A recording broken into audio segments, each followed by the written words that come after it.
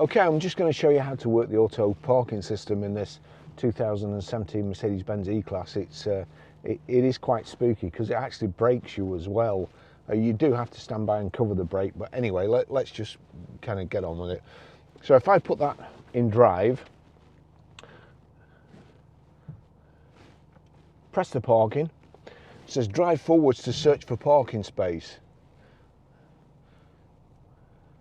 So it's searching for parking space.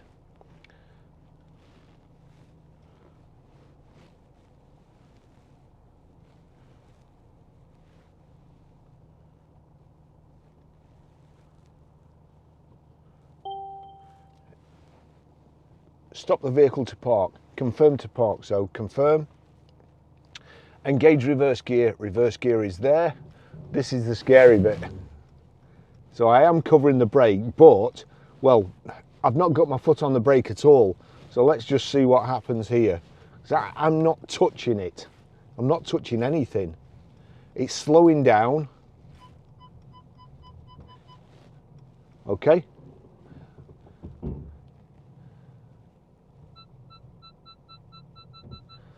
I've not, it scares me to death, honestly.